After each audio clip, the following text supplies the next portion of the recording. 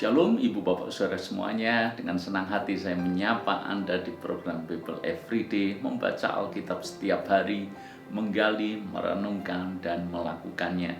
Tanpa terasa kita sudah tiba di kitab 2 Raja-Raja pasal yang ke-11.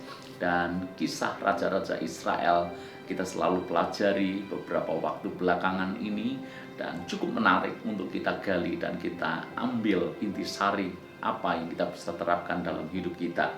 Kemarin kita sudah belajar tentang Raja Israel, tentang bagaimana Yehu memunahkan anak-anak Ahab. Sekarang kita beralih ke Raja Yehuda. Jadi seperti yang pernah saya sampaikan, Israel terpecah menjadi dua, yaitu Raja Israel dan Raja Yehuda. Jadi ada dua kerajaan, Israel dan Yehuda. Nah, sekarang kita akan beralih ke kerajaan Yehuda. Raja Yehuda sebelumnya adalah Ahazia, dan Ahazia pun mati dibunuh oleh Yehu. Anda tahu kisah itu di pasal sebelum-sebelumnya. Lalu kemudian ayat yang pertama dari 2 Raja-Raja pasal 11 mencatat seperti ini. Ketika Atalia, ibu Ahazia, melihat bahwa anaknya sudah mati, maka bangkitlah ia membinasakan semua keturunan raja. Jadi Atalia ini adalah ibu daripada Raja Ahazia. Dan ketika melihat anaknya mati, maka ia bangkit, dia punya ambisi untuk memimpin kerajaan Yehuda pada waktu itu. Bagaimana cara Atalia untuk mengamankan posisinya? Maka tidak ada cara lain kecuali dia membinasakan semua keturunan raja. Ini juga sangat sadis, sangat kejam. Semua anak-anak raja, semua pangeran kerajaan dibunuh oleh Atalia ini. Ini membuat kita semuanya merenung, menjadi anak raja belum tentu selalu menyenangkan. Menjadi anak raja tidak selalu beruntung juga. Justru pada zaman itu rawan sekali dengan yang namanya hal-hal seperti ini, pembunuhan, dan seterusnya. Atalia, ibu daripada Ahazia, membinasakan semua anak raja. Dan lihat ayat yang kedua. Tetapi Yoseba, anak perempuan Raja Yoram, saudara perempuan Ahazia, mengambil Yoas bin Ahazia, menculik dia dari tengah-tengah anak-anak raja yang hendak dibunuh itu, memasukkan dia dengan inang penyusunya ke dalam gudang tempat tidur, dan menyembunyikan dia terhadap Atalia sehingga dia tidak dibunuh. Maka tinggallah dia 6 tahun lamanya bersama-sama perempuan itu dengan bersembunyi di rumah Tuhan, sementara Atalia memerintah negeri.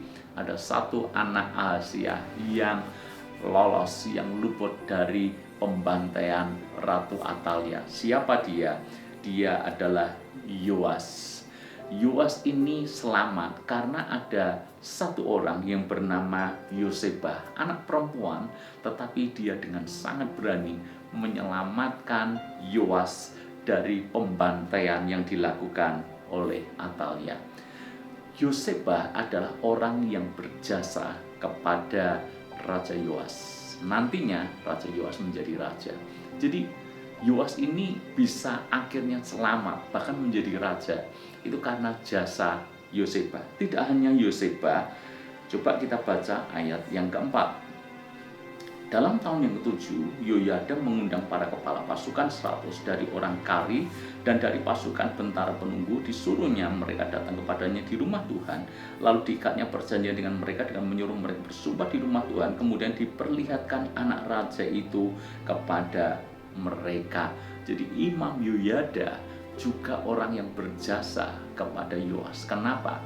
Dia mengembalikan tahta kerajaan Yehuda yang sah itu kepada Yoas. Kalau Anda baca selanjutnya, maka Imam Yoyada ini memimpin pergerakan untuk mengembalikan Yoas menjadi raja, dan dengan cara itu maka Ratu Atalia harus dibunuh karena telah mengkudeta, dan Ratu Atalia pun akhirnya mati.